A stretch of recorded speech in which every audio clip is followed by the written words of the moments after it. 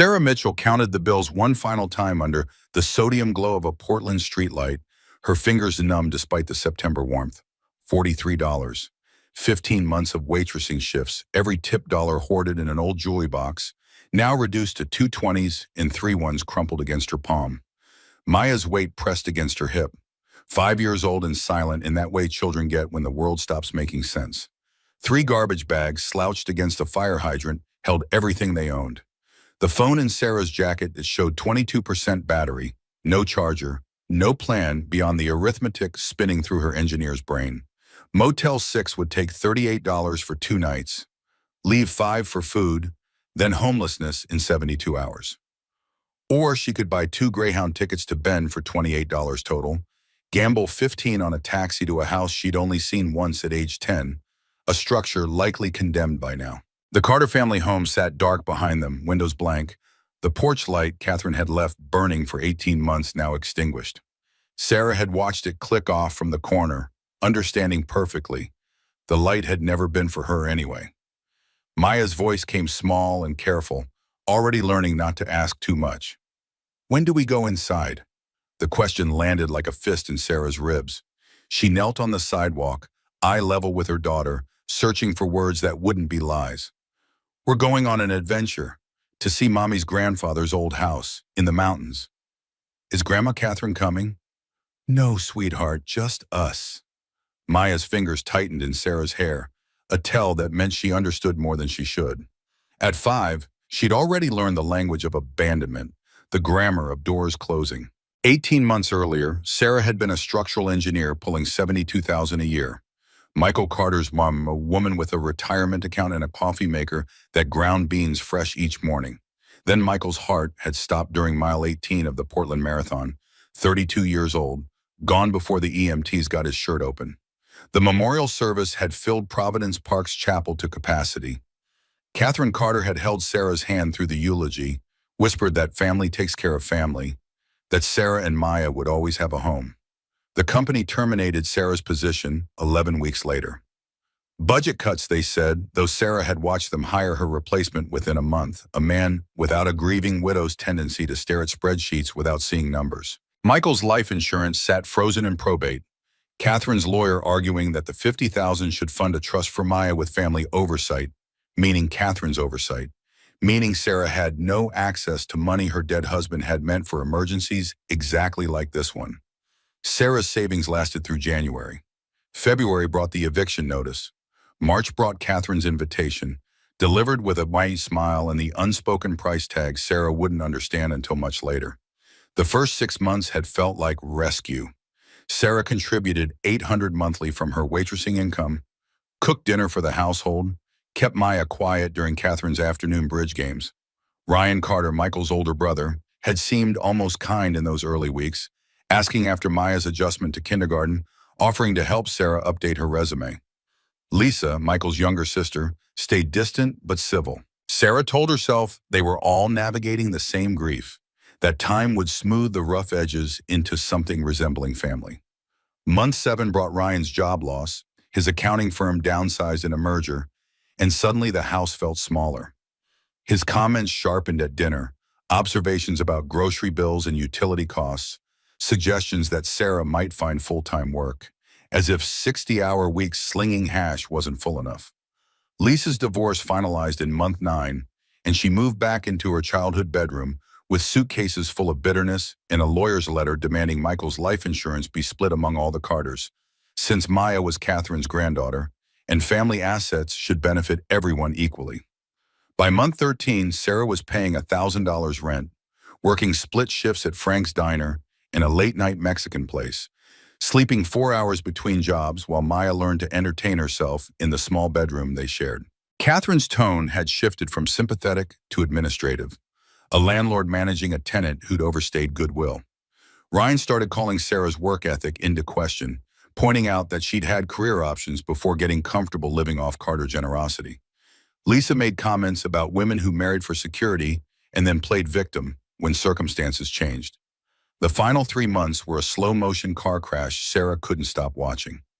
Catherine demanded Sarah take over care for her father, an 86-year-old man with advancing dementia who needed help bathing, dressing, eating.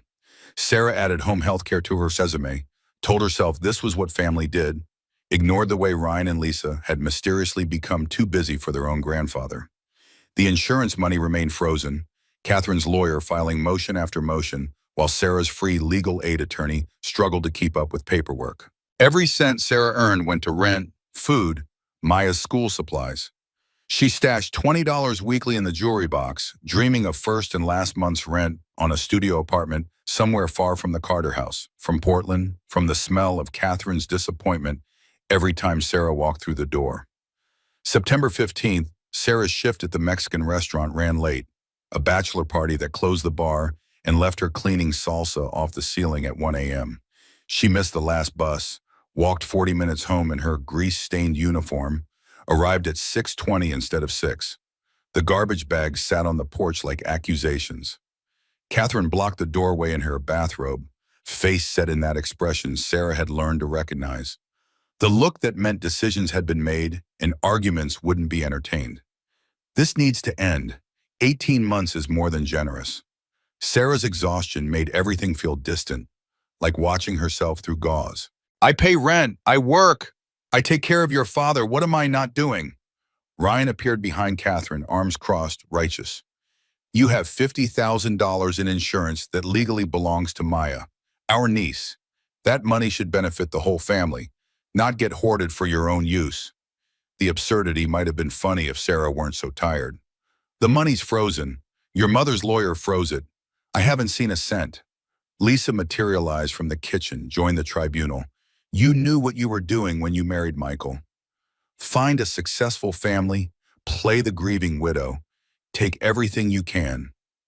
The accusation was so grotesque, Sarah almost laughed. Instead, she looked at Catherine, searched for some remnant of the woman who'd held her hand at the funeral. Is this really what you think?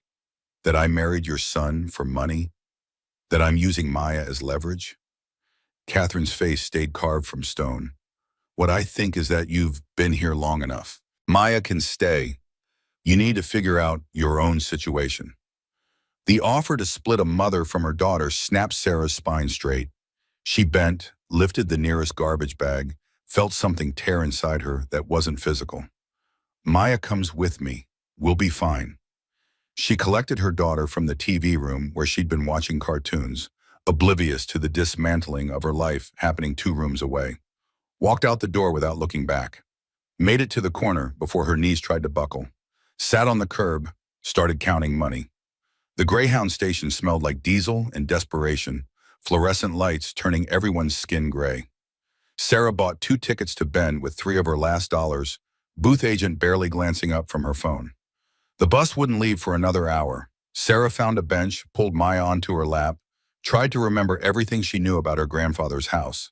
William Mitchell had died when Sarah was 13 back in 2009. The house sat on Old Cascade Road outside Bend, high desert country, pine forests and volcanic soil.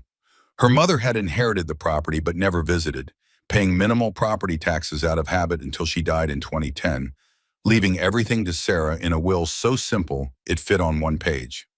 Sarah had driven out once during her sophomore year of college, curious about her family history, found the place abandoned and slightly sinister in the way of empty houses, decided it wasn't worth the cost of maintenance, and forgotten about it until tonight. She pulled up Google Maps on her dying phone, found the pin she'd saved years ago. The satellite view showed a gray roof amid thick trees, no neighboring structures visible.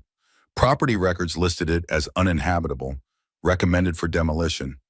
Tax bills sat unpaid for 2 years, accumulating penalties Sarah couldn't afford but would have to figure out.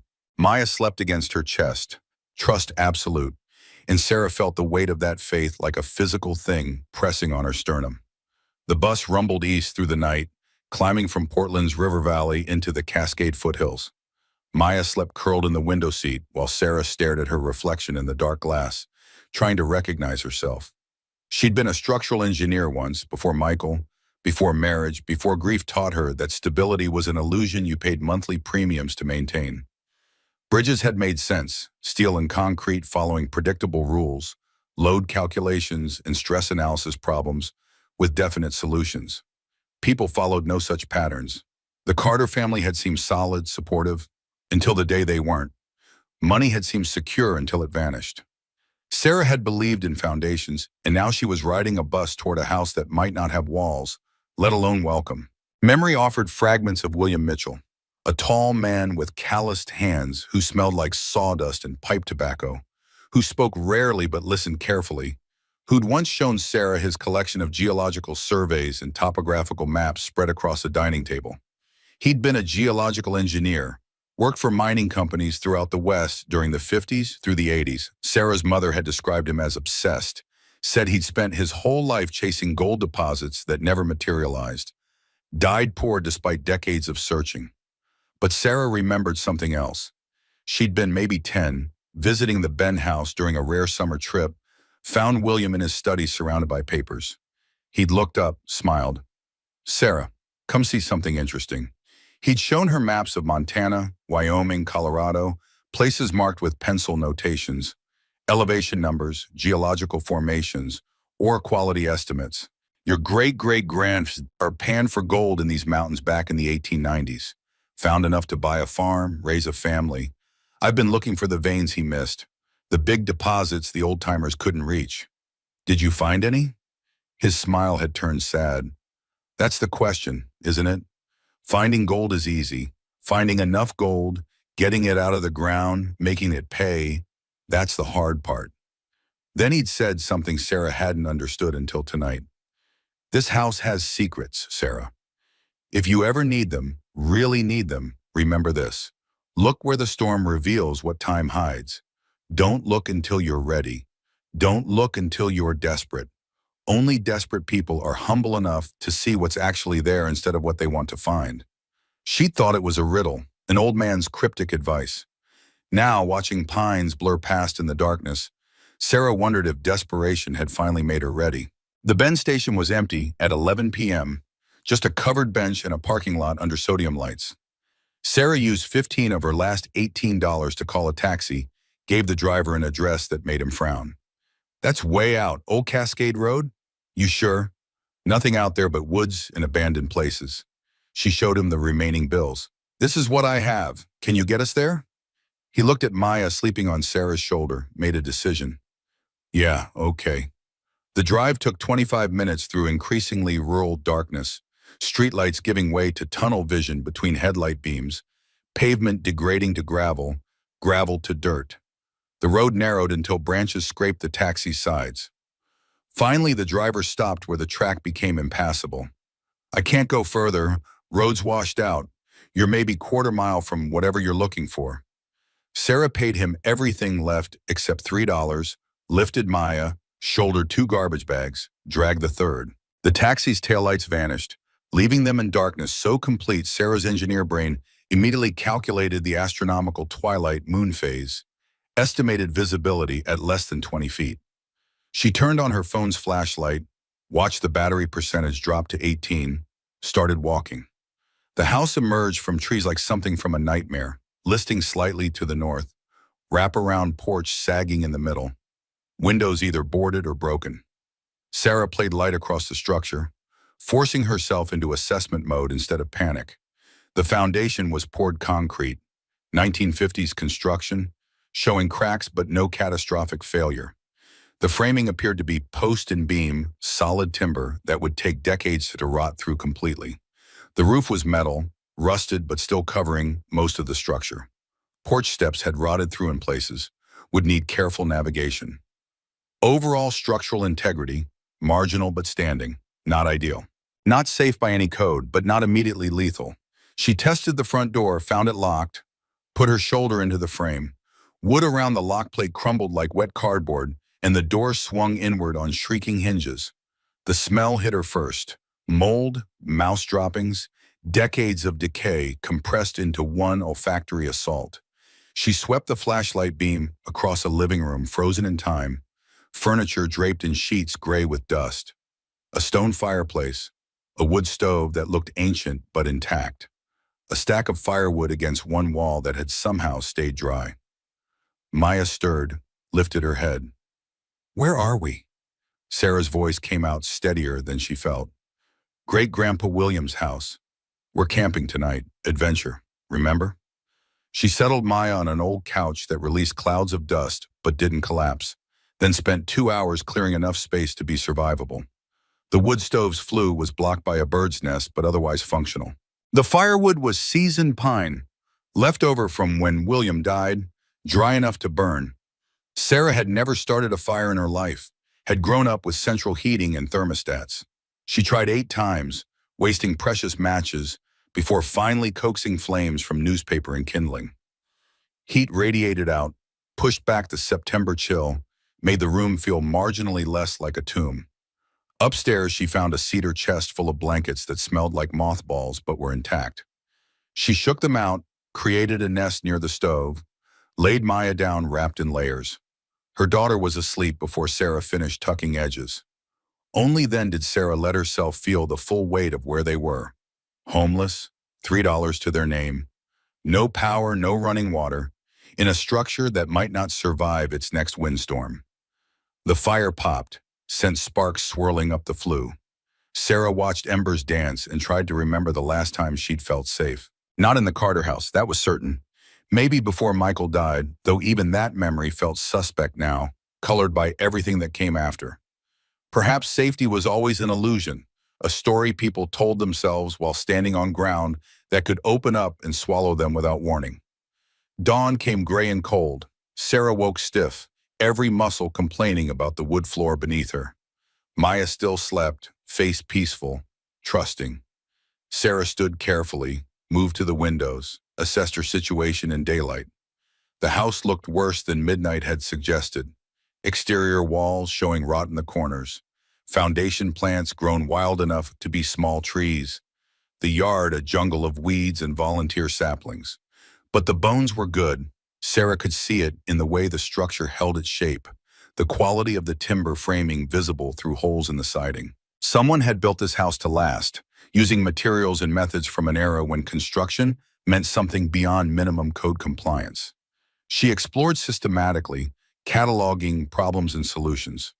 The well pump outside was hand-cranked, handle broken, but potentially fixable. The bathroom had a composting toilet long since composted to nothing, would need replacement or a bucket system. The kitchen showed evidence of mice, but no structural damage.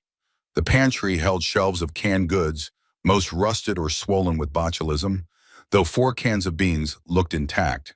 Dates stamped 1995 but sealed properly, no bulging or leakage. 4 cans meant 2 days of food if they stretched it. After that, Sarah would need solutions she didn't have yet. Maya woke asking for breakfast. Sarah opened a can of beans, heated it over the wood stove in a pan she'd scrubbed with well water, served it on paper plates from a package that had survived decades. They ate sitting onto the porch steps in weak sunlight, Maya chattering about the adventure, Sarah calculating how to transform survival into something resembling life. The walk into town took 90 minutes, Sarah carrying Maya for the last half when small legs gave out. Ben's Main Street felt like stepping back in time.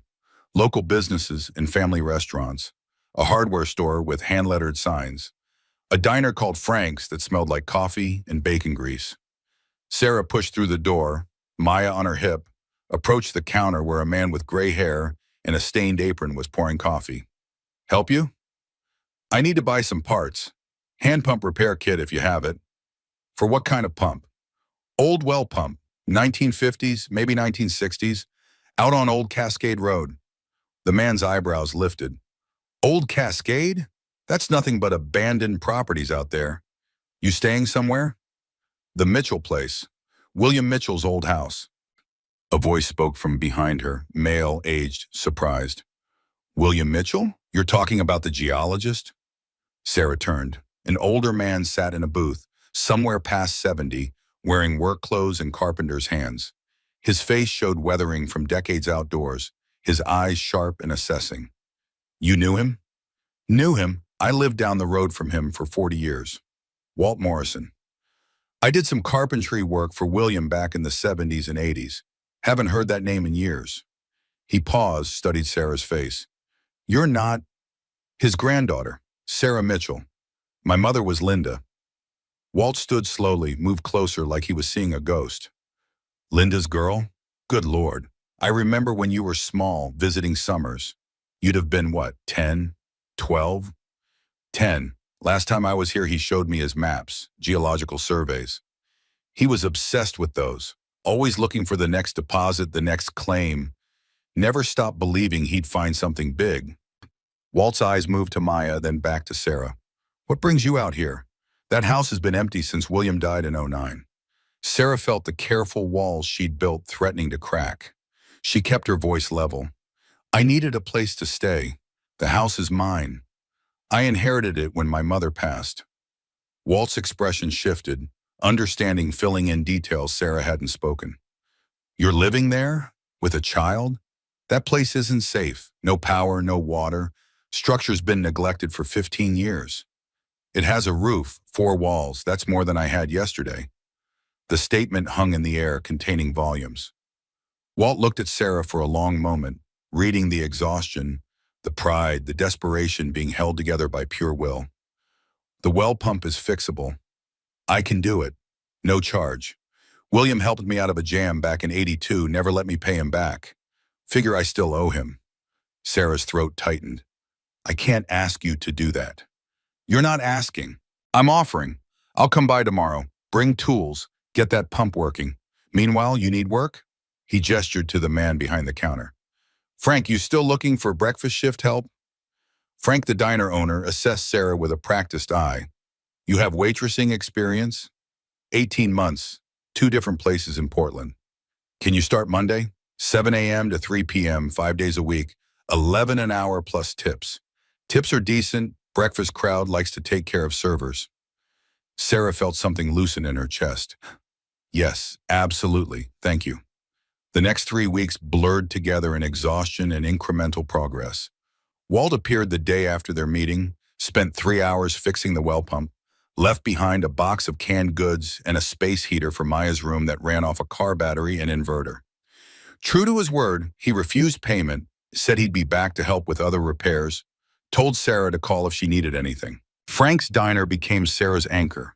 7-hour shifts that left her feet swollen, but brought home $200 to $300 weekly between wages and tips.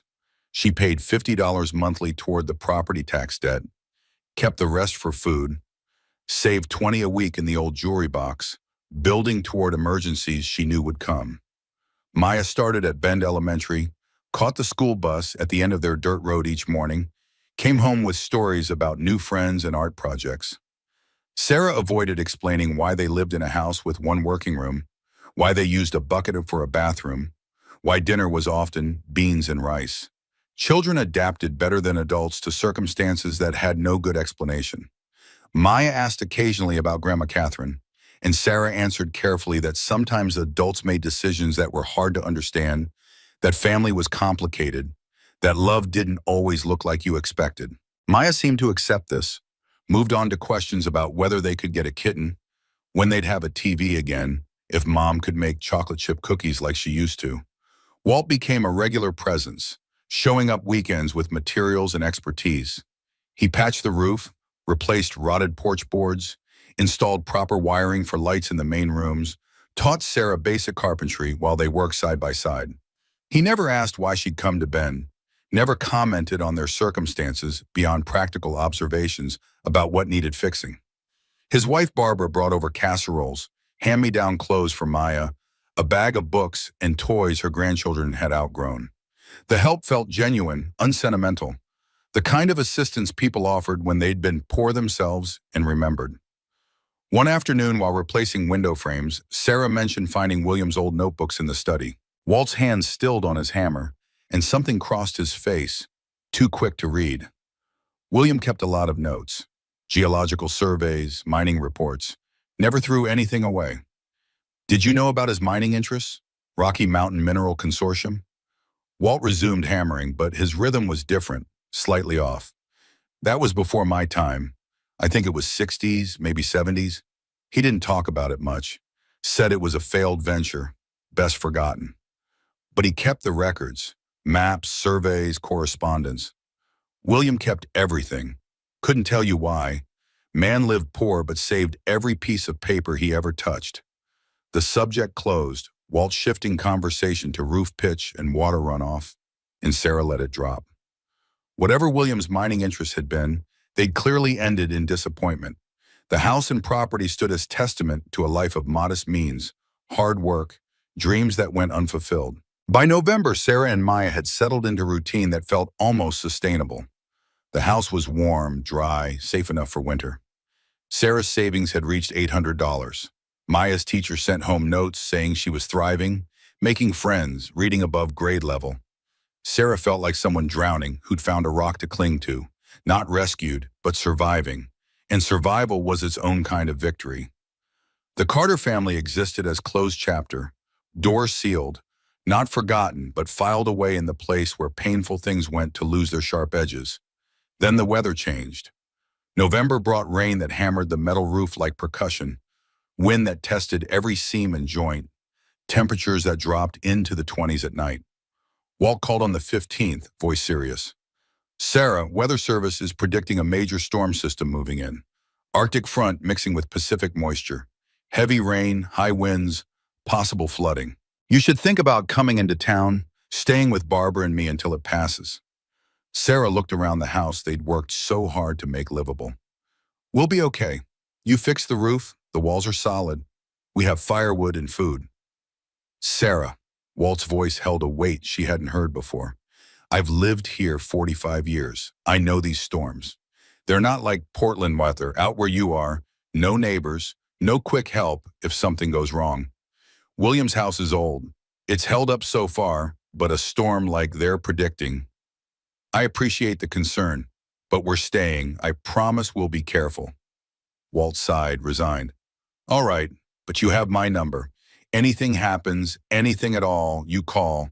I don't care if it's 3 in the morning." The storm arrived November 19th at dusk, announcing itself with wind that bent the pines horizontal and rain that turned the world gray. Sarah fed Maya an early dinner, built up the fire in the wood stove, laid out flashlights and blankets. By 9 p.m., the wind was screaming, finding every gap in the structure, making the whole house creak and groan. Trees cracked outside with sounds like rifle shots. Rain drummed the roof so hard Sarah had to shout for Maya to hear her. They huddled together in the living room, Sarah reading aloud from a library book, pretending this was an adventure and not a test of whether the house would hold. Maya fell asleep around 10, exhausted by fear and eventual boredom. Sarah sat watching shadows cast by the wood stove, listening to the storm tear at their shelter, willing the walls to stand, the roof to hold, the foundation to remain true.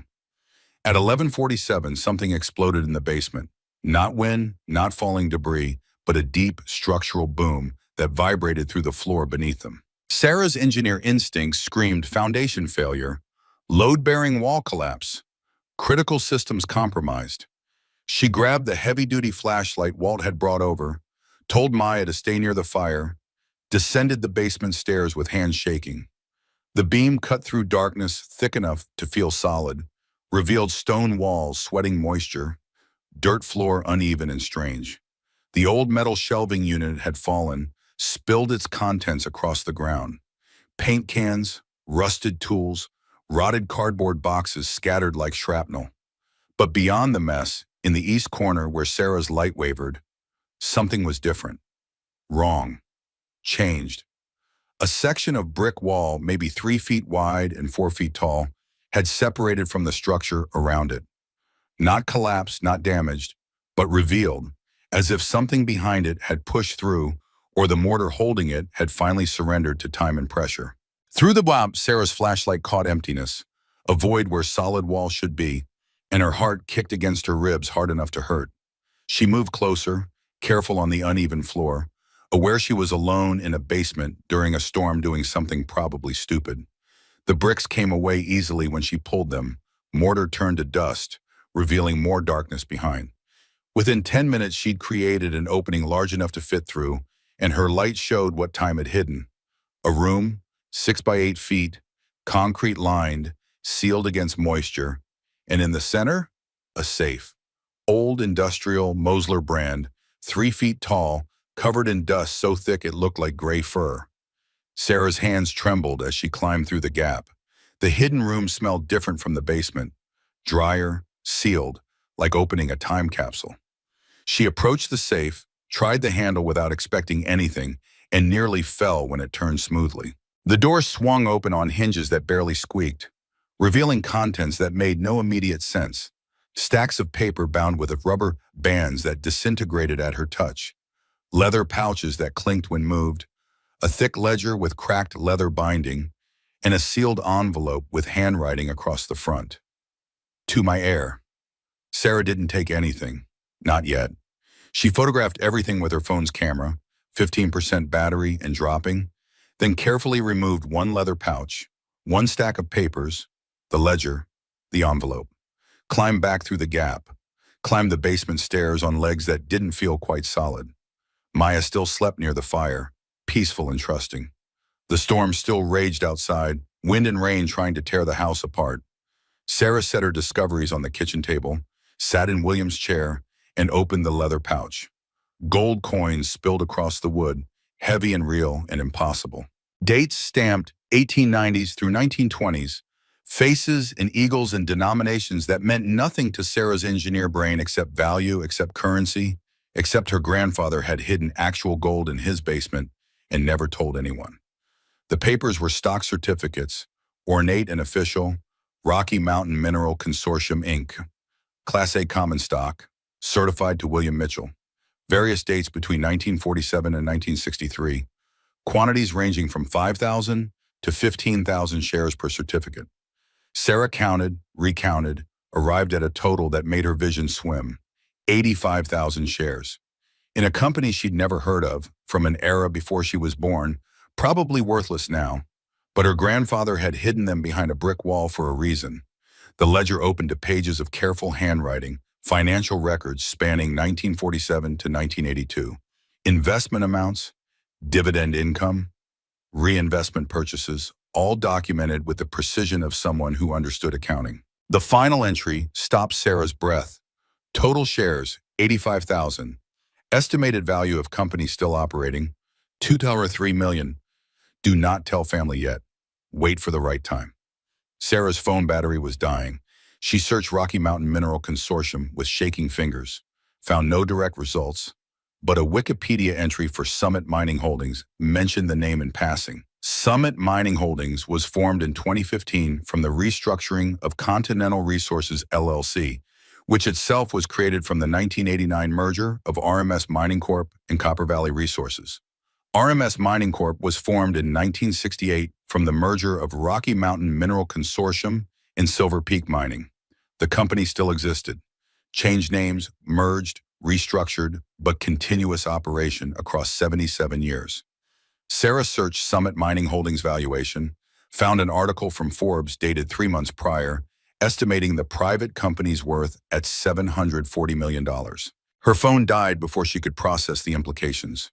Sarah sat in darkness, lit only by the wood stove, gold coins gleaming on the table, stock certificates that might represent a fortune or nothing at all, her dead grandfather's handwriting promising wealth that couldn't possibly be real. Outside, the storm that had revealed what time hid continued its assault, but Sarah barely heard it anymore. The sealed envelope sat unopened in front of her name written in letters that had waited 15 years to be read, and somewhere in her chest, something that felt like hope was trying to unfold itself despite every lesson experience had taught her about trusting and rescue. Sarah sat motionless until the fire burned down to embers and first light crept through gaps in the curtains. The envelope remained sealed, William's handwriting across the front, patient as the dead. Her fingers traced the letters of her own name, feeling the indent where his pen had pressed into paper decades before she'd needed whatever message lay inside. The storm had passed, leaving silence so complete Sarah could hear Maya's breathing from across the room, the tick of cooling metal in the stove, her own heartbeat loud in her ears. She opened the envelope with the care of someone defusing a bomb. The letter inside was dated March 1995, written in the same steady hand as the ledger entries. To whoever finds this, if you're reading these words, I'm gone, and you found what I hid. I built that wall in 1975 after the lawsuit nearly destroyed me. After I learned that visible wealth makes you a target for everyone who thinks they deserve a piece of what you built. My brother tried to claim I owed him half of everything because family shares, because blood, because he needed it more than I did. The courts disagreed, but lawyers don't work for free, and by the time I defended what was mine, I'd spent $200,000 proving my right to keep it. So I hid what remained, not from paranoia, but from experience. I didn't tell your grandmother Margaret before she died in '72. Didn't tell your mother Linda when she inherited this house. The company was Rocky Mountain Mineral Consortium, 4 engineers with $12,000 in a dream back in '47. We found gold in Montana, real deposits, the kind that make men rich or dead depending on their luck. I kept my shares through good times and bad, through offers to buy me out, through mergers and name changes, and all the ways companies evolve while trying to stay alive. If you found this, you were desperate enough to search. That means you need it, and people who need are humble enough to use wealth wisely instead of letting it use them. The shares might be worthless now, the company long dead, but if they're not, if by some miracle the consortium survived, don't let money change who you are. It reveals character, doesn't create it. Use what you find to build something that matters. William Mitchell. Sarah read it 3 times, memorizing words that felt like permission and warning braided together. Dawn strengthened outside, turned the windows from black to gray, and she finally stood, her body stiff from sitting frozen through the night. Maya would wake soon, need breakfast and normalcy, the routine that made childhood bearable even when the adults were quietly falling apart. Sarah returned the documents to the safe, photographed everything again with Walt's old digital camera he'd lent her for taking pictures of repair progress, then sealed the hidden room as best she could, replacing bricks to hide the gap. Upstairs, she splashed well water on her face, changed into her diner uniform, woke Maya gently. They ate oatmeal cooked on the wood stove while Sarah's mind spun through possibilities and impossibilities in equal measure. The gold coins alone were worth something. Maybe 5,000, maybe more. She had no expertise in numismatics, but gold had value beyond its form. The stock certificates were the real question, the variable that could mean nothing or everything, and Sarah needed someone who understood corporate law, securities, the arcane rules governing how companies transformed across decades without killing the equity that funded them. She knew one lawyer. Dr. Rebecca Morrison had handled Michael's estate pro bono, recognizing Sarah's financial situation, doing the work out of decency rather than expectation of payment. Rebecca practiced family law primarily, wills and divorces and custody battles, but she'd know who to call, how to navigate towards someone with the right expertise. Sarah dropped Maya at school, drove Walt's borrowed truck into Bend, found a coffee shop with Wi-Fi, and composed an email that took 40 minutes to write. Dr. Morrison, this is Sarah Mitchell. You helped me with my husband's estate in 2023. I apologize for contacting you out of nowhere, but I need advice about some documents I found in my grandfather's house. Stock certificates from 1947, very old. I don't know if they have any value, but I need an expert opinion. I can send photographs if that would help. I don't have money for legal fees right now, but if the certificates are worth anything, I can pay from that. Please let me know if you can help or who I should contact. Sarah. The response came within 2 hours. Sarah, good to hear from you though. I'm sorry, circumstances sound difficult. Send me the photographs. I'll show them to a colleague who specializes in corporate securities. He'll be able to tell us if this is worth pursuing. No charge for initial consultation. Rebecca. Sarah sent 20 images, high resolution, clear shots of certificates and ledger pages in William's letter. Then she went to work, served coffee and pancakes and eggs over easy, smiled at regulars who tipped well, moved through her shift on autopilot while her phone sat heavy in her pocket, waiting for a response that would either confirm her middle-of-the-night calculations or reveal them as exhausted fantasy. Rebecca called during Sarah's break, her voice carrying an excitement that professional restraint couldn't quite contain. Sarah, I showed the photos to James Bradford. He's a securities attorney who handles complex corporate cases. He says if these certificates are authentic, this could be extremely valuable. Summit Mining Holdings, the company your grandfather invested in, it still exists as a major private mining operation. James wants to meet with you as soon as possible. Sarah's hand tightened on the phone. How valuable are we talking? Hundreds? Thousands? Rebecca paused, choosing words carefully. James doesn't want to speculate until he's examined the physical documents and done research into the company's merger history.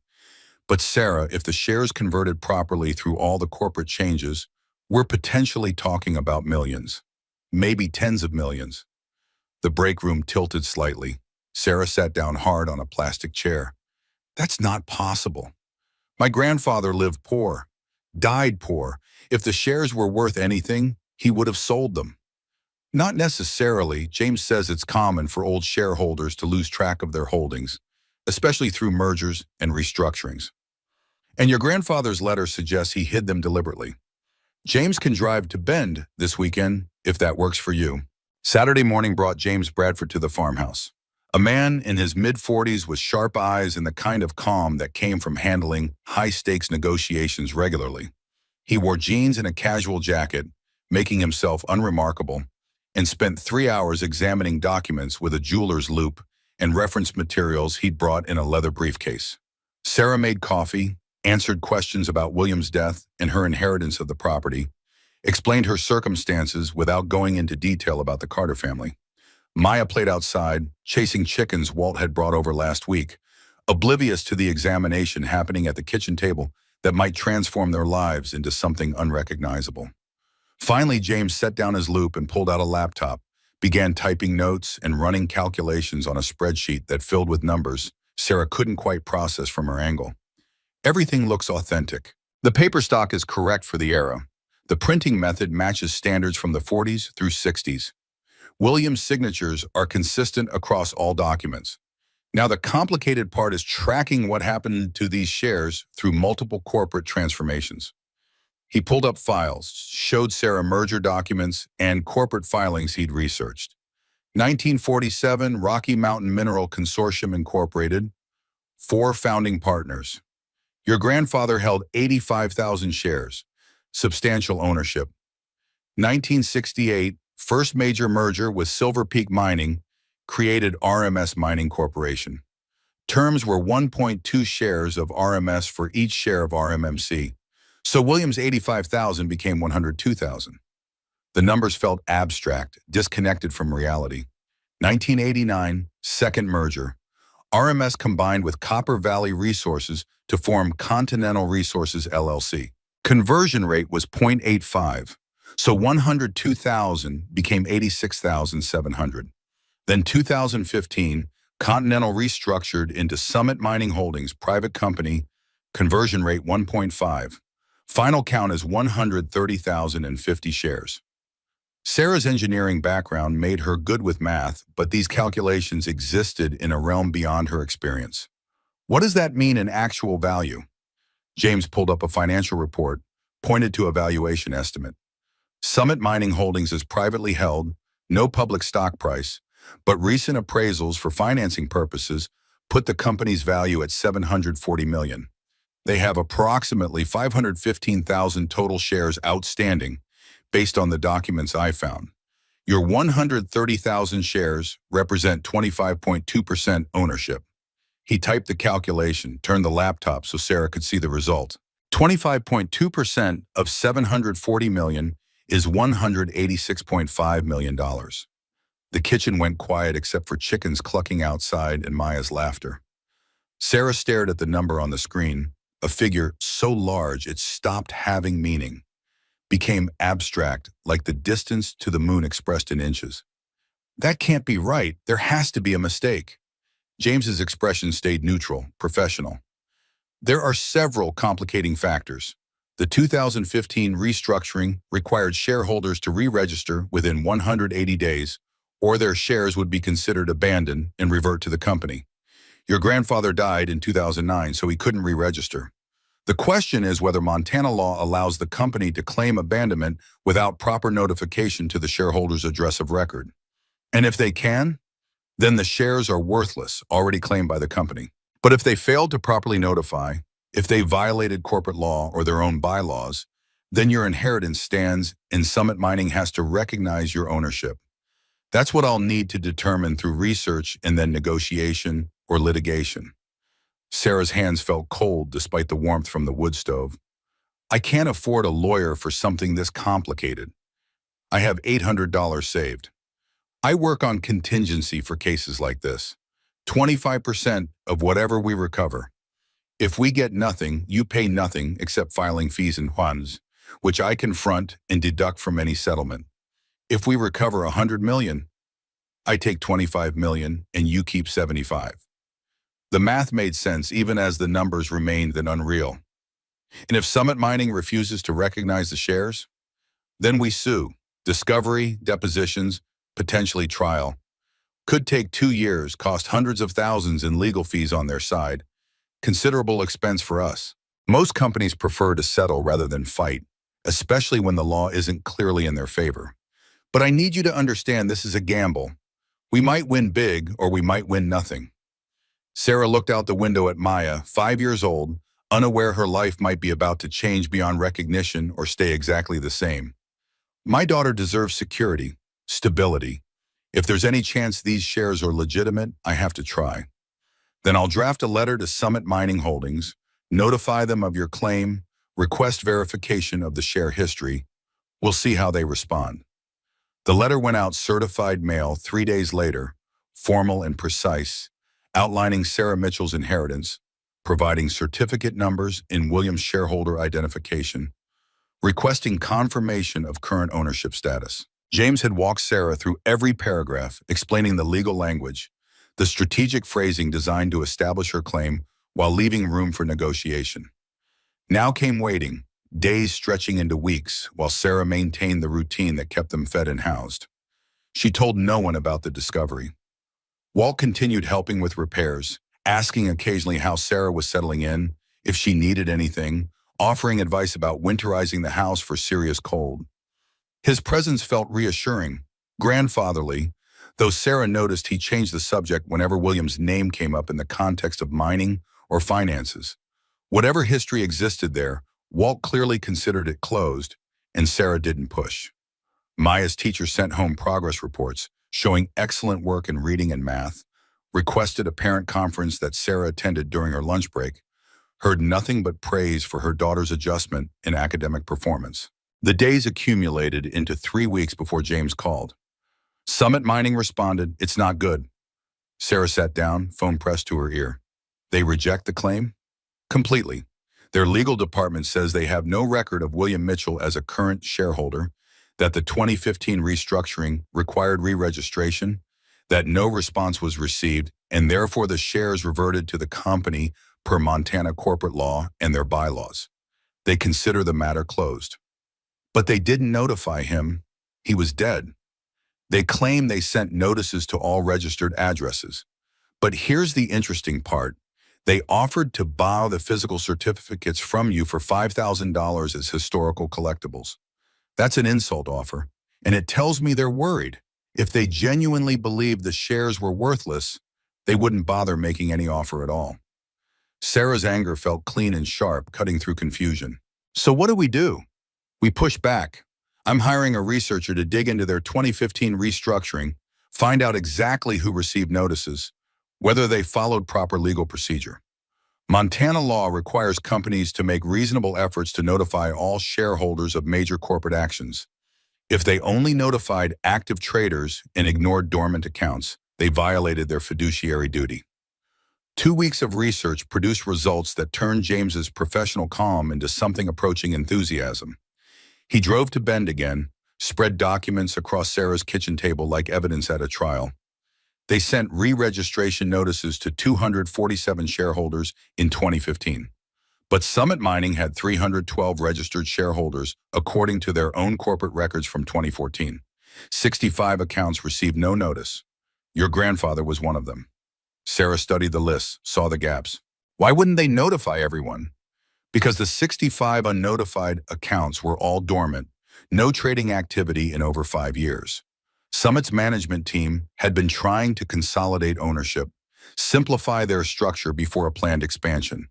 By claiming abandonment on inactive accounts, they could acquire those shares for themselves at drastically reduced prices. Look at this. He showed her another document, internal company records obtained through public filing requirements. After the restructuring, Summit's CEO and 3 executives purchased the abandoned shares at $10 per share. Market value at the time was approximately $1,200 per share. They bought 120,000 shares for $1.2 million when fair value was $144 million.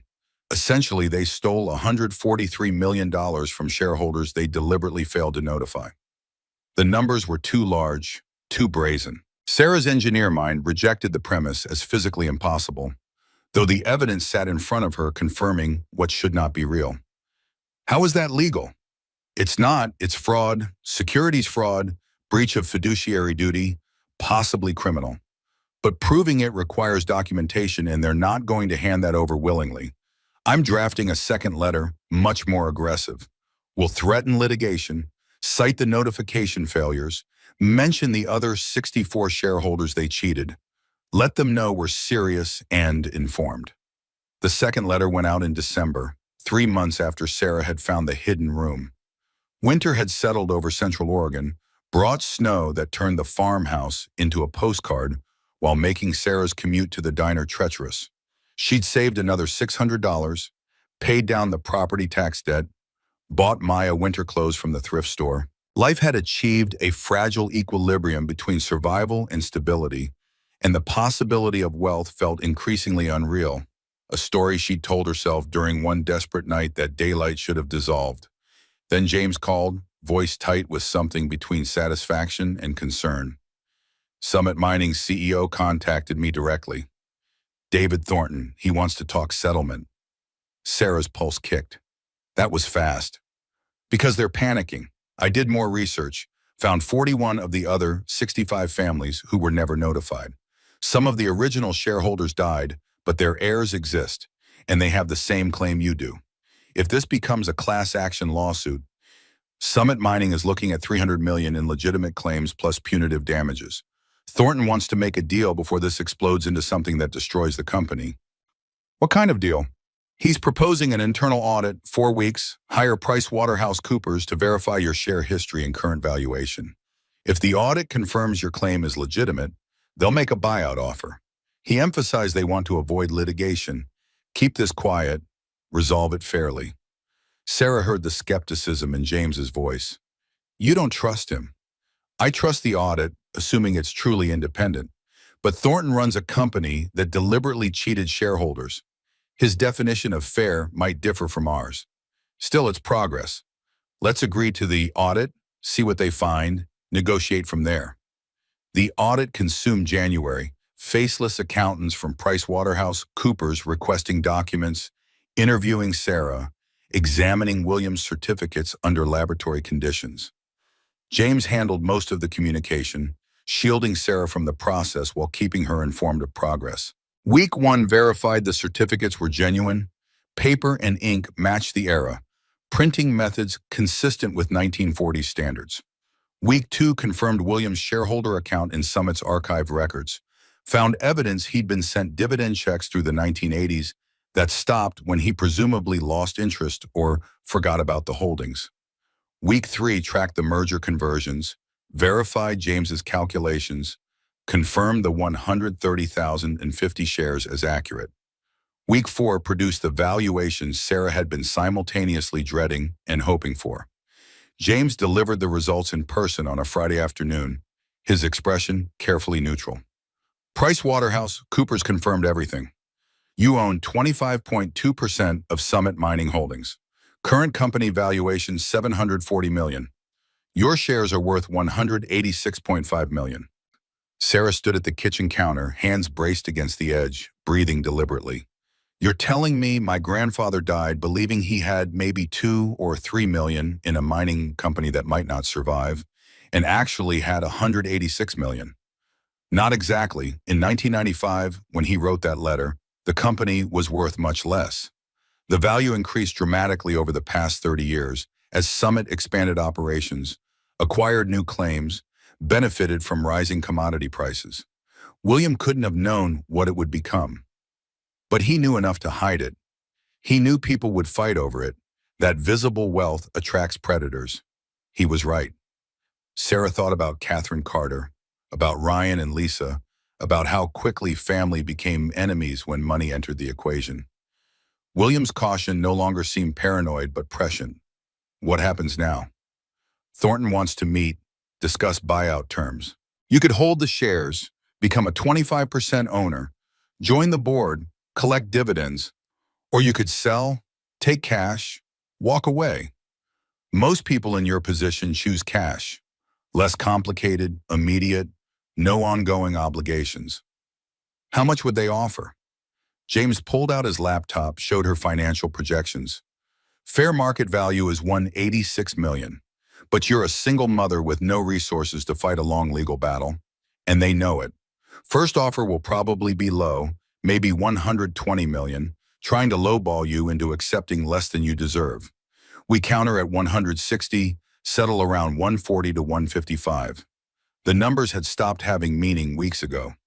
120 million was as incomprehensible as 186, both representing amounts of money Sarah's brain couldn't convert into actual purchasing power or lifestyle implications. What would you recommend? Honestly, take the cash. You want stability for your daughter, a chance to rebuild your life. Shares in a mining company tie you to volatile commodity markets, board politics, management decisions you can't control. Cash gives you freedom. Sarah looked around the farmhouse, thought about the work she and Walt had done to make it livable, the life they'd built from nothing. Security mattered more than maximum return, certainty more than potential. Okay, let's meet with Thornton. The conference call happened via video, James and Sarah on one end in his Portland office, David Thornton and Summit Mining's legal team on the other. Thornton was 60, silver-haired, projecting authority and controlled concern. He opened with acknowledgement that Sarah's claim was legitimate, that Summit took its obligations to shareholders seriously, that they wanted to resolve this amicably. Ms. Mitchell, your grandfather was one of our founding members. We have tremendous respect for his contributions, and we want to honor his legacy. At the same time, our company has operated for 77 years, created hundreds of lives, generated billions in economic value. Sudden ownership claims from the past create instability that hurts everyone. James's expression stayed neutral. Mr. Thornton, the law is clear. Ms. Mitchell owns 25.2% of your company. You can recognize that fact willingly or through litigation, but the outcome is the same. I understand. That's why we'd like to make a buyout offer, $120 million cash, transferred within 30 days of signing. In exchange, Ms. Mitchell releases all claims, signs a non-disclosure agreement, and we avoid the publicity and expense of a lawsuit. Sarah felt the number land without impact, too large to register emotionally. James leaned forward slightly. Your own audit values Ms. Mitchell's shares at $186 million. Why would she accept $66 million less? Thornton's expression hardened slightly. Because litigation could take 5 years. Legal fees would run into millions. There's no guarantee of victory despite what you think the law says. $120 million is immediate, certain, life-changing money. James didn't blink. Counteroffer, $155 million, conditional on Summit proactively contacting the 41 other families who weren't notified in 2015, offering fair settlements. You resolve the entire problem, avoid class action exposure, clean up your shareholder records properly. Thornton conferred quietly with his legal team, voices muted. 2 minutes passed before he unmuted. That's significantly higher than we hoped, but your point about the other shareholders is valid.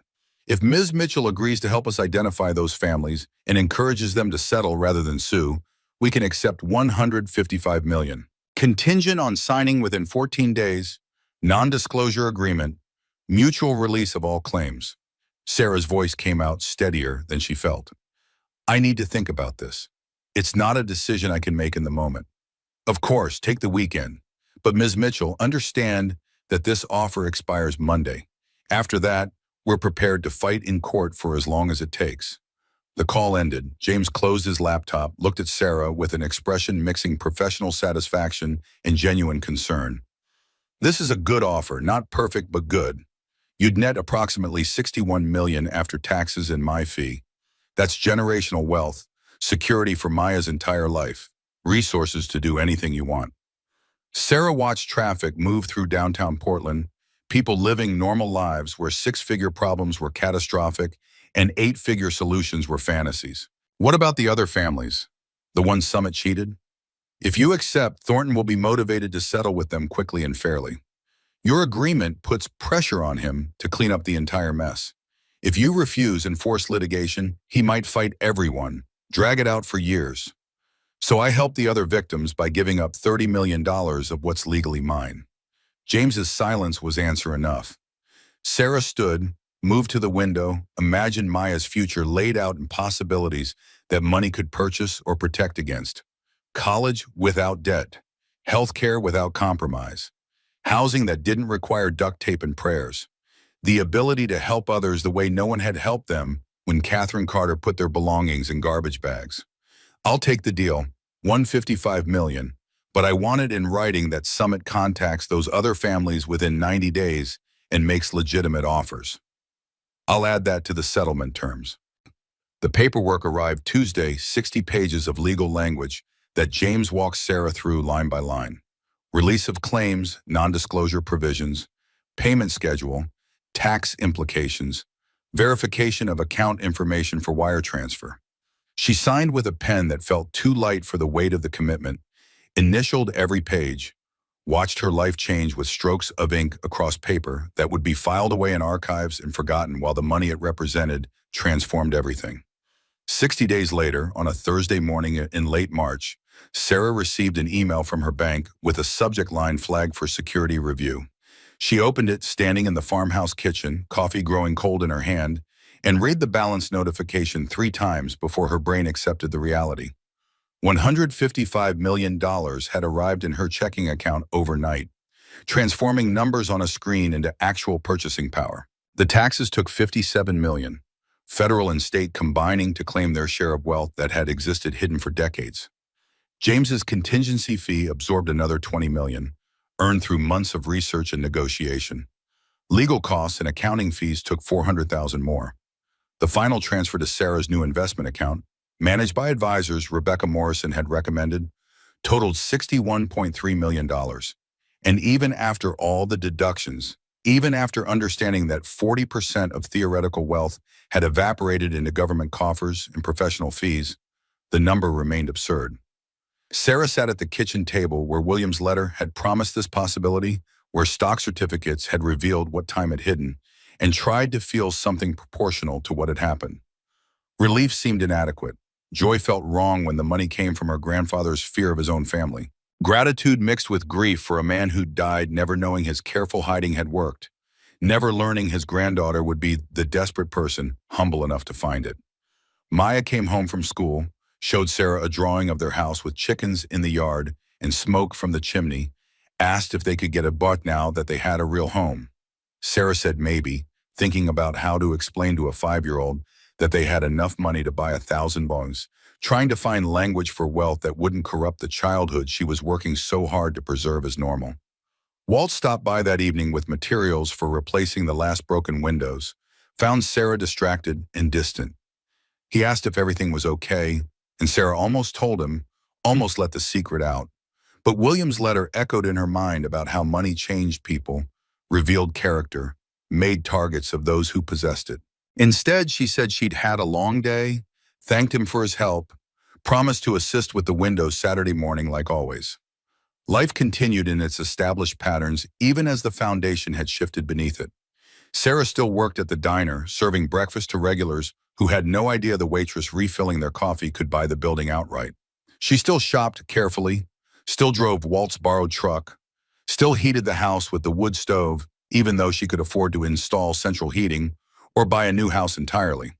Some of it was caution, not wanting to draw attention until she understood how to navigate wealth without becoming a spectacle. But more of it was honesty, Sarah testing herself against William's warning, seeing if money would change who she was or simply reveal character that had always existed beneath circumstances. The call came Friday afternoon, Catherine Carter's voice on the line after 6 months of silence, and Sarah knew before the first word finished that the news had reached Portland somehow, that privacy was already compromised. Sarah, I saw an article online about you and Summit Mining Holdings, a settlement for over $100 million. Sarah's hand tightened on the phone, knuckles white. Where did you see that? Business Journal. They didn't name you, but they mentioned a granddaughter of William Mitchell, and I know you inherited his house in the numbers. Tara, they're saying $155 million. I signed a non-disclosure agreement, I can't discuss the settlement. Catherine's tone shifted, became the voice she'd used when Sarah first moved into the Carter house, warm and concerned and completely artificial. I'm calling because we need to talk about Maya. Michael's will specified that unexpected inheritances should be held in trust for her benefit. As her grandmother, I have legal standing to request oversight of those funds. The threat was clear, wrapped in concern for a child Catherine had shown no interest in for half a year. Sarah kept her voice level through sheer will. Michael's will addressed inheritances from the Carter family. This money came from my family. It has nothing to do with Michael's estate. A judge might interpret it differently. I'm not trying to be difficult, Sarah. I just want to make sure Maya's interests are protected. The word protected landed like a slap, coming from the woman who'd put a 5-year-old's belongings in a trash bag. Sarah's anger felt cold and precise, a scalpel rather than a hammer. You want to protect Maya now? After throwing us out? After not calling once in 6 months to check if your granddaughter was safe or fed or warm? You don't get to claim concern when money appears, Catherine. That's not protection. That's predation. I made mistakes. I admit that. But this isn't about us. It's about Maya, and you can't deny her the security this money represents.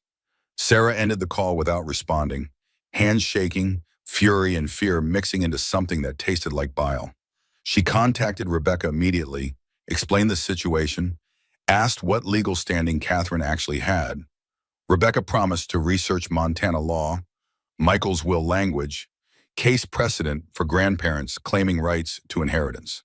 24 hours later, she called back with news that was both reassuring and concerning. Catherine has minimal legal standing. Michael's will does mention inheritances, but the clause specifically says Carter family estate. A good lawyer could argue he meant all inheritances, but it's a weak argument. However, family court judges are unpredictable when it comes to children's welfare. Catherine could file suit, drag you through months of hearings, create publicity and stress, even if she ultimately loses. So I'm supposed to just pay her off to go away? Rebecca's sigh carried years of experience with family law's ugly realities. You could offer a settlement, set up an education trust for Maya, substantial amount, independent trustee, so Catherine can't access it directly. Enough to make her feel like she won something. Structured so it actually benefits Maya. Most people take the money and drop the fight. Sarah hated every word but couldn't argue with the logic. Fighting on principle cost time and emotional energy she didn't want to spend, and Maya deserved better than watching her mother battle her grandmother in court. She authorized Rebecca to draft a settlement offer. $8 million in an irrevocable trust for Maya's education and future needs. Managed by a bank rather than family, with Catherine receiving $200,000 as a one-time payment to compensate for the inconvenience of not controlling her granddaughter's wealth. Catherine accepted within 48 hours, signed releases that forbid further claims against Sarah's inheritance. They met once to finalize the paperwork at Rebecca's office with lawyers present to prevent the meeting from devolving into accusations and counter-accusations. Sarah watched Catherine sign documents that bought her silence and wondered if William had dealt with similar calculations, if his brother's betrayal had felt this transactional, this necessary and poisonous simultaneously. Catherine tried to speak as they prepared to leave, her voice carrying something that might have been genuine regret beneath layers of self-justification. I'm sorry for how things ended. I was overwhelmed after Michael died, and having you there reminded me every day of what I'd lost, and I handled it badly. Sarah met her eyes, seeing a woman who'd chosen cruelty when strength was needed, who'd thrown away relationship for the temporary relief of not facing grief. You're right. You handled it badly, and apologies don't erase 6 months of Maya asking why Grandma doesn't love us anymore. But I'm accepting this settlement because fighting you would hurt my daughter more than it would hurt you, and she's suffered enough already. Take your $200,000. Stay away from us. If Maya wants a relationship with you when she's older, I won't stop her. But you'll have to earn that, and money won't buy it. They left separately, Sarah walking into spring sunshine that felt thin and unconvincing. Climbing into the truck, Walt had finally agreed to sell her for fair value once she'd explained she'd received a small inheritance. The lie sat bitter but necessary, Another layer of protection against the scrutiny wealth invited. She drove back to Ben, to the farmhouse that was home despite its age and quirks, found Maya playing in the yard with the chickens, joined her daughter in the dirt and feathers, without mentioning that they just guaranteed her access to college funds that would make Ivy League tuition look like pocket change. That night, after Maya fell asleep, Sarah opened the basement door and descended stairs that no longer terrified her. The hidden room remained sealed behind its brick wall, safe inside untouched, monument to William's fear and foresight. She didn't open it, didn't need to verify the empty space where wealth had waited. Instead, she stood in the darkness thinking about inheritance and what actually mattered, about money as tool versus identity, about the difference between having resources and being defined by them. Upstairs, Maya dreamed whatever 5-year-olds dream, protected by wealth she didn't know existed, growing up in a house that had sheltered desperation and transformed it into security without requiring them to become different people in the process. The foundation held, the walls stood, the roof kept out rain, and beneath it all, in the place where secrets had hidden, there was nothing left but space and the memory of what had been found when storms revealed what time had concealed. That seemed right somehow, seemed like the proper end to the story William had begun 77 years ago, when 4 engineers gambled everything on gold buried deep in Montana mountains, trusting that Earth held wealth for those patient and desperate enough to extract it. 6 months after the money arrived, Sarah drove a 5-year-old Toyota Highlander purchased used from a Ben dealership, lived in the same farmhouse, now weatherproofed and structurally sound, but not transformed into anything resembling a mansion, and still worked 3 shifts weekly at Frank's Diner because serving coffee to regulars who knew her face kept her tethered to reality in ways wealth couldn't replace. The financial advisors Rebecca had recommended managed the bulk of the settlement in conservative investments, municipal bonds, and index funds, generating returns that seemed obscene for doing nothing beyond existing. 50 million sat in portfolios Sarah barely understood. 11 million remained liquid for immediate needs and the foundation she'd begun planning. The William Mitchell Foundation incorporated in August, dedicated to supporting single mothers facing homelessness, offering what no one had offered Sarah when Catherine Carter closed the door: actual help instead of judgment, resources instead of sermons about personal responsibility. The initial endowment of 15 million produced investment income around 1.2 million annually, enough to fund programs Sarah designed based on her own experience of what desperation actually required. Emergency housing grants covered security deposits and first month's rent. No questions beyond verified need. Legal aid connected women to attorneys who understood that escaping bad situations required paperwork and representation most couldn't afford. Job training partnered with Central Oregon Community College, taught trades that paid living wages. Childcare support made it possible to attend. Sarah hired a director to run operations, stayed involved in program design and funding decisions, but avoided making the foundation about herself. The name honored William. She acknowledged where the money originated, but the work focused on present need rather than past circumstances. The first year helped 127 families, modest numbers that felt more meaningful than the dollar amounts generating them. Every application Sarah reviewed carried echoes of her own story: women fleeing abuse or abandonment or simple bad luck, children who needed stability more than explanations of why their world had collapsed. One early recipient was Margaret Thompson, 34, 2 kids, living in her car after her husband's death from pancreatic cancer left her with medical debt that consumed their savings and destroyed her credit. Margaret's application arrived in October, 6 months into the foundation's operation, and something in the spare language describing her situation made Sarah request a meeting. They sat in the foundation's small office, converted from a barn on the farmhouse property, while Margaret's children played in the yard under Walt's supervision, his grandfatherly patience endless. Margaret's hands shook holding coffee Sarah had poured, exhaustion written into every line of her posture. "I don't know why I'm here. I don't take charity, but my kids need a place to sleep that isn't the back seat, and I can't get approved for an apartment without first and last month's rent I don't have." Sarah saw herself in March staring at $43, calculating survival in units too small to matter. This isn't charity. It's support while you rebuild.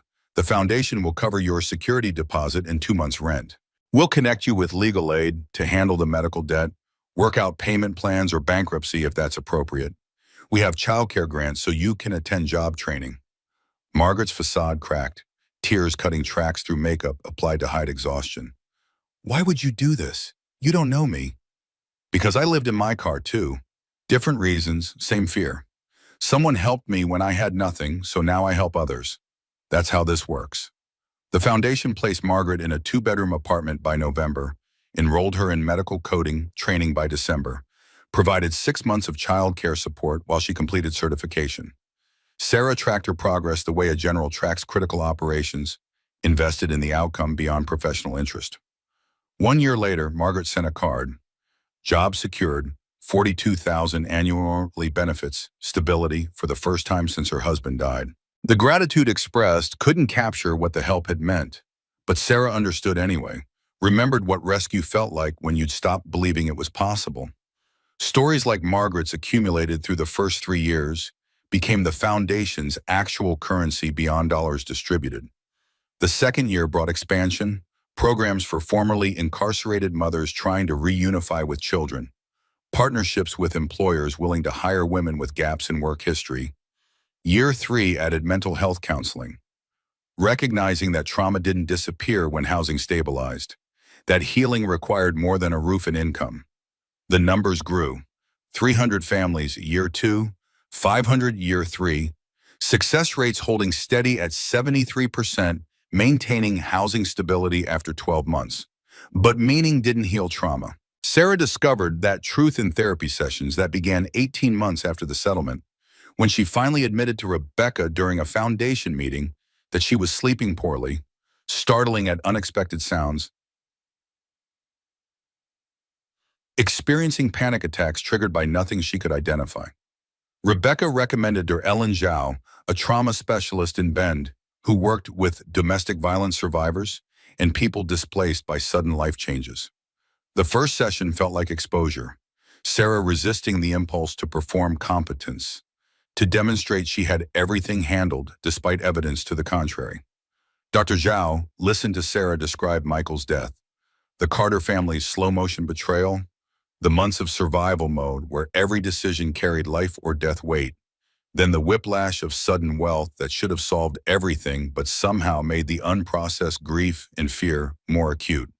Trauma doesn't disappear because circumstances improve. Safety lets your body finally acknowledge what it suppressed during crisis. You spent 6 months in survival mode where breaking down wasn't an option. When did you actually process losing your husband, being abandoned by his family? Sarah's answer came out smaller than she intended. I didn't. There wasn't time. There's time now. That's what the panic attacks are telling you. The therapy took 2 years, sessions where Sarah cried more than she'd allowed herself during the actual crises, where she articulated rage at Catherine and grief for Michael and bone-deep fear that wealth would vanish as suddenly as it appeared. Dr. Zhao taught breathing techniques, somatic exercises, cognitive reframing, all the tools people who'd never been desperate might dismiss as self-help nonsense, but which actually helped when applied with discipline. Sarah learned that healing wasn't linear, that she could be grateful for rescue while still furious about needing it. The anger at Catherine proved most complicated to unravel. 3 years after the settlement, Sarah drove to Portland for a foundation conference, found herself parking outside the Carter house without planning the detour. She sat in the Highlander watching the house where she'd spent 18 months learning what family meant when filtered through resentment and obligation. Catherine's car occupied the driveway, everything looking exactly as it had the night Sarah left. The urge to knock, to confront, burned through Sarah's chest. Instead, she wrote on her phone, words that would never be sent but needed to exist. Catherine, I forgive you not because you've earned it, but because carrying anger was poisoning me. You threw me out when I needed family most. You hurt Maya in ways she's still processing. None of that is okay, but I'm choosing to release it because I refuse to let your cruelty define my life. I forgive you for me, not for you. She deleted the draft, drove away, felt lighter for articulating thoughts that didn't require Catherine's presence to be valid. Forgiveness, she was learning, was something you did for yourself, refusing to give those who had hurt you continued power over your emotional landscape. Maya's relationship with her father's family presented different complications. 4 years after the settlement, when Maya was 9 and old enough to have opinions about connection and distance, she asked why she never saw her grandmother or uncle or an aunt anymore. Sarah had been preparing for this conversation, had discussed it with Dr. Zhao, but preparation didn't make the words easier. When Daddy died, his family had trouble dealing with their grief. They treated us in ways that weren't kind. I've forgiven them, but forgiveness doesn't mean pretending everything is fine. Maya processed this with the seriousness she applied to difficult concepts. Did they not want me? The question landed like a punch. They loved you. They just didn't know how to love us both at the same time, and they made choices that hurt us. But if you want to see them, I won't stop you. That's your decision to make. Do you want me to see them? Sarah chose honesty over comfort. I want you to have family who loves you well. If they can be that, yes, we'll figure it out together. 3 months later, Sarah contacted Ryan, the least hostile of Michael's siblings, proposed meeting for lunch in Portland. Ryan arrived looking older than his 40 years, carrying weight in his face that suggested intervening time hadn't been kind. They ordered sandwiches neither ate much of before Ryan finally addressed what mattered. I owe you an apology for how we treated you, for supporting Mom when she kicked you out. We were drowning in our own problems and took it out on you. Sarah appreciated the admission without fully trusting it. Apologies matter when they come with changed behavior. Are you different now? Ryan's laugh carried bitterness. I've had therapy, lost another job, hit bottom, dealt with my anger issues, found new work, been stable for 2 years. I can't undo what I did, but I'm trying to be better. Maya asked about you. She wants to know her father's family, and I won't deny her that unless you're going to hurt her.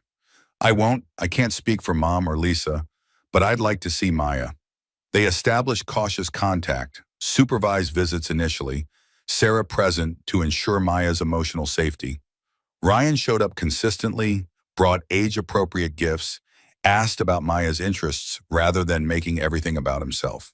The relationship built slowly over months, never reaching close but achieving functional. Family, Sarah was learning, wasn't binary between perfect and severed. Sometimes it existed in careful middle ground, where people who'd caused harm tried to do better. Catherine sent birthday cards each year, signatures that said simply, "Love Grandma Catherine." Lisa remained absent entirely. Sarah accepted these patterns as information about who people were, built her life around those willing to show up rather than waiting for those who wouldn't. 5 years after finding the hidden room, the foundation celebrated having helped 1,847 families achieve housing stability, 73% maintaining that stability 1 year later. The numbers represented success by any metric, but Sarah studied the 490 families who hadn't stayed stable, directed her team to analyze failure cases as rigorously as successes. Money solved some problems instantly and others not at all, and learning to distinguish between them required constant recalibration. Maya at 10 showed disturbing signs of understanding exactly how different their life was from most people's, coming home from school with questions about why they didn't live in a big house like her friend Emma's family. Sarah sat with her daughter in the renovated farmhouse that remained modest despite the wealth that could have transformed it. We have enough money that I could buy a mansion, but houses don't make families happy. Purpose makes people happy. We live here because great-grandpa William built something good, and I want to honor that. Having money means we get to help other families who are scared and struggling like we were. Maya absorbed this, expression serious beyond her years. Is that why you started the foundation? I started it to help people the way I wish someone had helped us, without conditions or judgment, just genuine support until they can stand on their own. But we had nothing, and now we have everything. How did that happen? Sarah had been preparing for this conversation. Great-grandpa William invested money in a mining company a long time ago. When he died, nobody knew about it because he'd hidden the papers. I found them when the storm knocked down that wall in the basement. The company was worth a lot of money. But the important part isn't how much we have, it's what we do with it. Maya considered this with the gravity she applied to math homework. Did the money make us different people? The question cut straight to everything Sarah had been wrestling with. No, it revealed who we already were. We were brave when we had $43. Now we're brave with millions of dollars. The number changed, but we didn't. That's what great-grandpa William wanted, why he hid the money instead of spending it. He understood that wealth tests character instead of creating it. The foundation continued expanding, Year 6 bringing collaboration with other organizations replicating the model, Year 7 adding scholarship programs for children of assisted families, Year 8 establishing permanent housing partnerships that moved beyond emergency assistance toward long-term stability. Maya grew alongside the work, volunteering at the foundation office during summers, understanding from observation what wealth meant when deployed with purpose versus consumed for comfort. Sarah returned to engineering part-time when Maya entered middle school, consulting on historic preservation projects, applying her expertise to keeping old buildings standing through methods that respected their history instead of erasing it. The work felt appropriate, echoes of what she'd done with her own life, taking something damaged and making it functional without destroying its character. She dated occasionally, brief relationships that never progressed to serious, finding that solitude suited her better than partnership after Michael. Some wounds heal but leave the landscape changed, and Sarah had made peace with being someone whose capacity for romantic trust had been permanently altered by loss. Walt died 3 years after the settlement at 94, his funeral drawing a crowd that testified to decades of quiet service. Barbara followed him 6 months later, the kind of death people called peaceful when they meant someone had given up after losing their partner. Sarah missed them both with an ache that time didn't diminish, missed Walt's steady presence during those early months when survival seemed impossible, missed the way they'd helped without making helping feel like charity. She established a scholarship in their names, funding tuition for students pursuing skilled trades, honoring the practical wisdom Walt had embodied. The foundation's 10th anniversary arrived with milestone numbers that felt both significant and insufficient. 4,200 families assisted, 74% success rate, expansion to 3 additional Oregon counties, partnerships with 12 employers committed to hiring program graduates.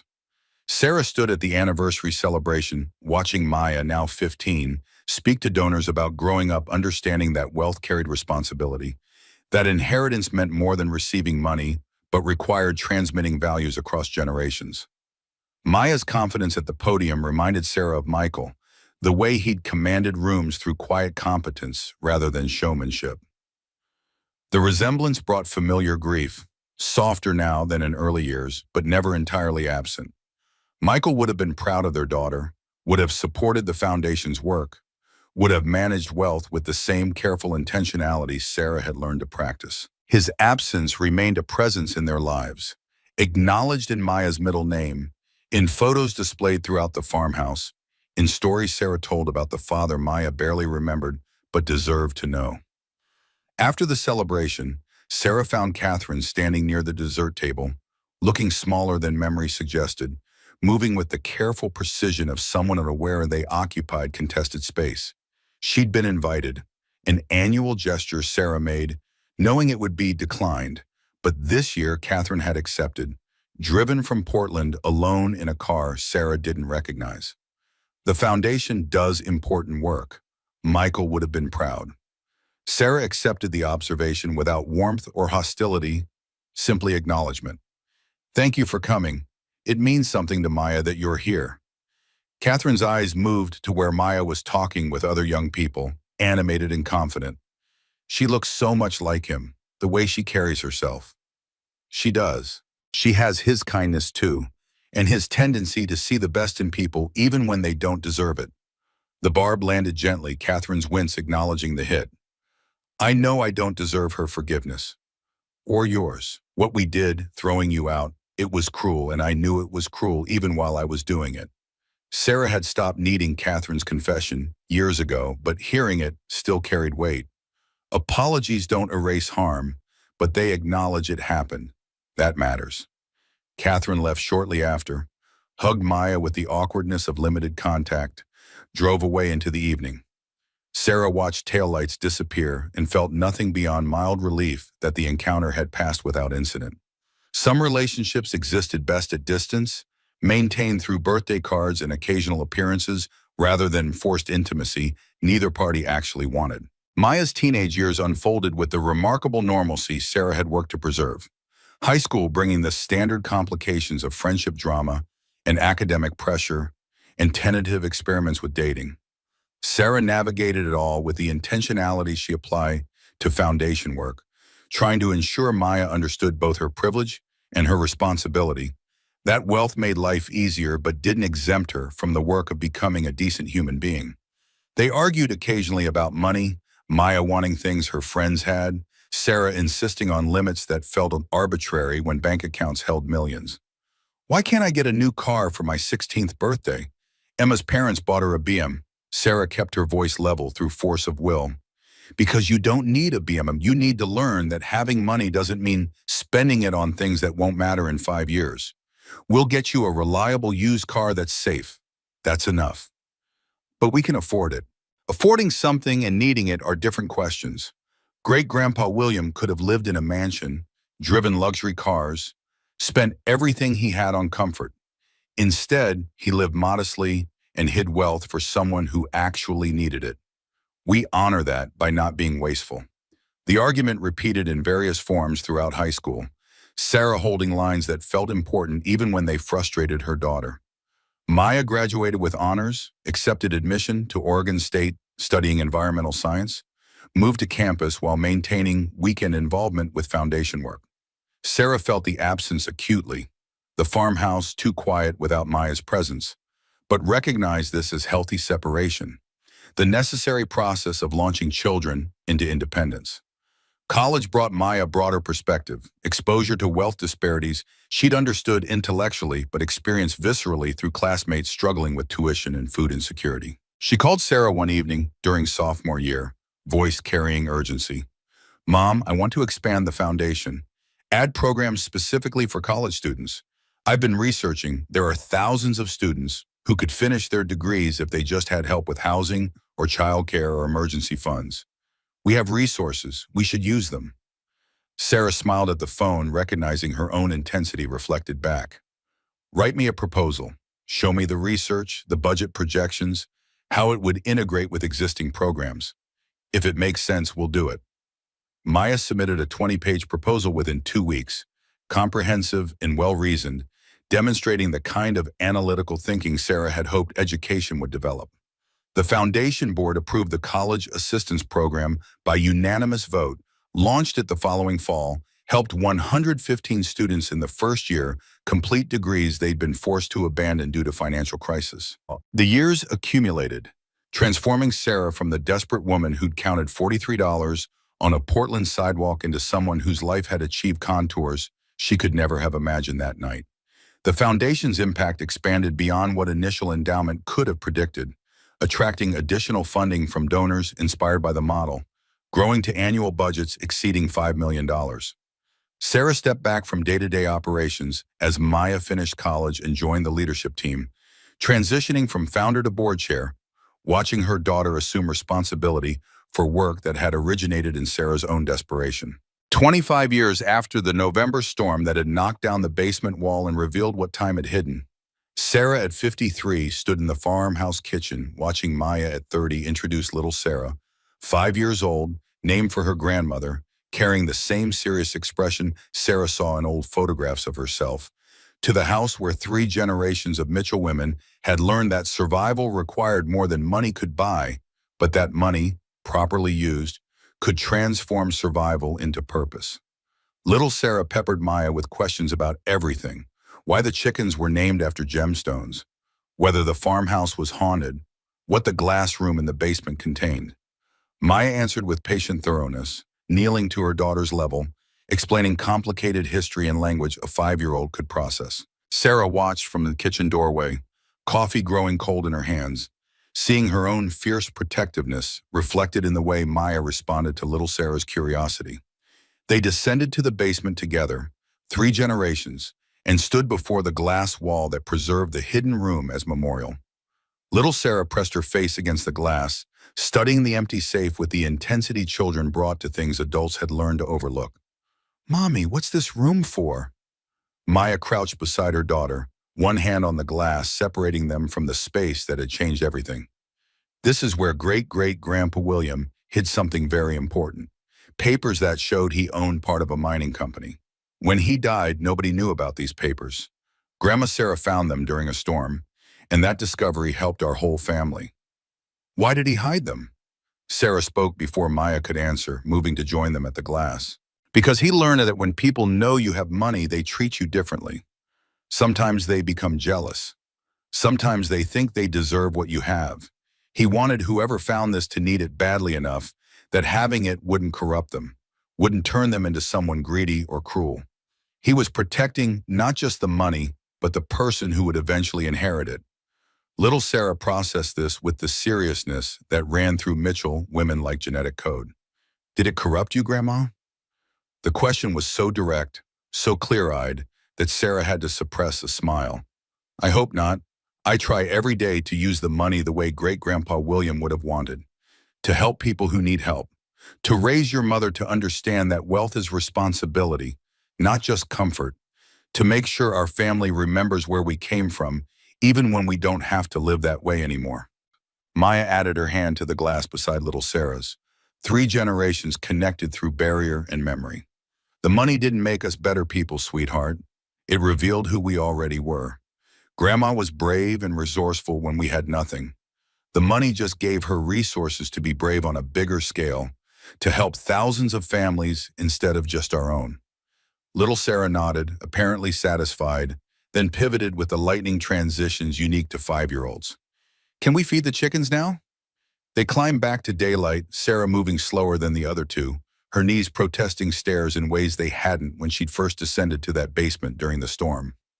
Maya noticed, slowed her pace, offered an arm. Sarah waved away with more pride than wisdom. They emerged into afternoon sun that turned the farmhouse golden, illuminated the careful restoration that had preserved William's original vision, while making the structure sound enough to last another 70 years. Little Sarah raced toward the chicken coop, Maya following at the measured pace of mothers everywhere, trying to prevent their children from injuring themselves through enthusiasm.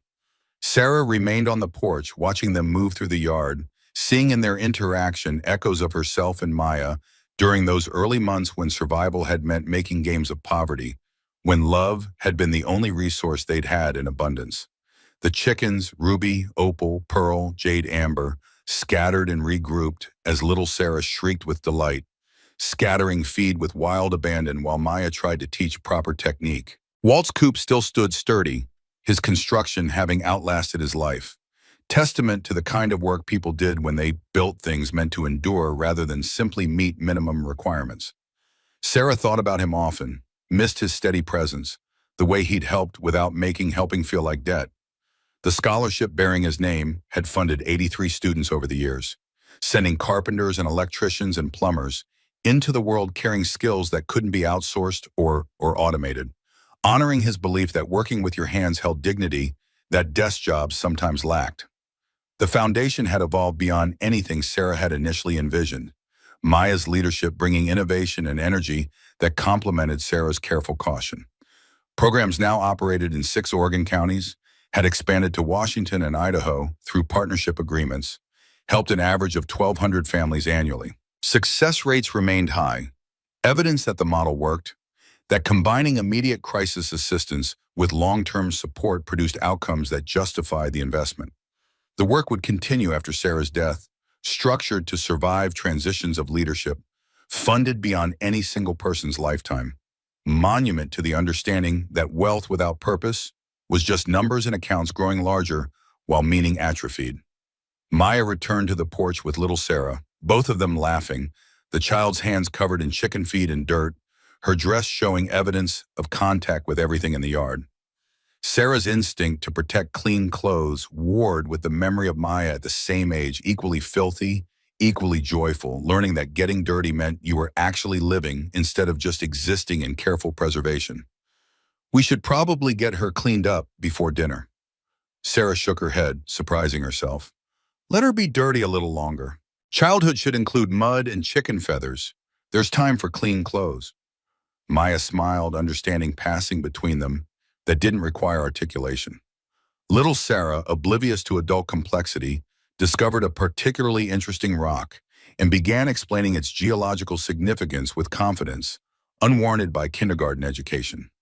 Sarah and Maya listen with the patience adults reserve for children's certainties, correcting gently when correction was needed, mostly letting the enthusiastic lecture continue. The afternoon stretched toward evening, light softening to gold, then amber, then the purple of approaching dusk. Maya's husband called saying he'd started dinner. They should head home soon. Goodbyes were negotiated with little Sarah, who wanted 5 more minutes that became 10, then 15, before finally accepting that leaving was inevitable. She hugged Sarah with the fierce intensity of the very young, all sharp elbows and bony shoulders, and Sarah held her granddaughter thinking about continuity, about the way lives connected across decades through more than genetics, through shared experience of hardship overcome and values transmitted not through lecture, but through it. I'm up. I love you, Grandma. Thank you for showing me the secret room. I love you too, sweetheart. Come back soon.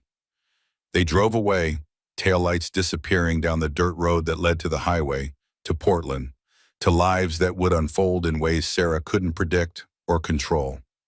Sarah remained on the porch until the taillights vanished completely, then moved inside where the farmhouse wrapped around her like a familiar coat, walls holding 25 years of transformation without losing the shape William had built. The basement door stood closed, and she felt no need to descend one more time to the glass-enclosed memorial. That room had already given everything it had to offer, revealed its secret when desperation made her humble enough to search, and now it existed as reminder rather than repository. She made tea at the kitchen table where William's stock certificates had first spilled their impossible promise, where she'd read his letter about wealth revealing character instead of creating it. The words had proven true in ways she couldn't have predicted that storm-torn November night, not because the money had transformed her into someone better, but because having it had simply given her larger canvas on which to paint the same values she'd carried when counting $43 on a Portland sidewalk. Maya would continue the foundation's work with the same fierce intentionality she brought to everything, would raise little Sarah to understand that inheritance meant transmitting principles across generations, not just transferring wealth. The chain would hold or break based on choices Sarah couldn't control, but she'd done her part. Proven William's gamble, demonstrated that finding fortune when you needed it most didn't necessarily corrupt if you'd already been tested by having nothing and discovered you were enough. Outside, darkness settled over land that had sheltered desperation and witnessed recovery, over Walt's chicken coop still standing sturdy, over the foundation's barn office where tomorrow's work waited. The basement held its empty safe behind glass, monument to what storms could reveal when time finally surrendered its secrets. And upstairs, Sarah climbed into bed thinking not about the wealth that had changed everything, but about the strength that had made the wealth possible. The resilience discovered on a sidewalk with a 5-year-old daughter and 3 garbage bags. The character William had trusted would be there when someone desperate finally found what he had hidden. She closed her eyes, the farmhouse creaking its familiar evening song around her, and slept the sleep of someone who'd survived her worst day and learned that survival itself was wealth no fortune could purchase.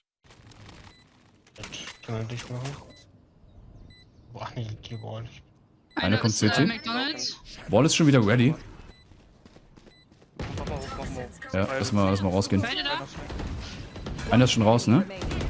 Nice, Oh schön. mein Gott, Alter. Ich Wisst bin ihr- so erschrocken, dass die beide da bei der Fresse stehen. Das habe ich noch nie gesehen, dass man von jemandem gebottet wird, was Friends Request angeht. Das kann ja nur jemand aus dem Gegnerteam sein, oder? Figure out what they do eventually. Ist wahrscheinlich, oder? Nein, nicht unbedingt. Also ich weiß es nicht. Aber...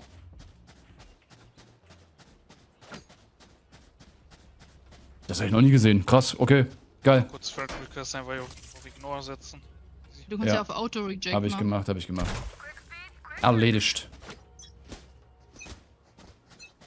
Okay, auf geht's. Ja, der könnte Operator haben hier, Main. Kannst du Doggo schmeißen hier?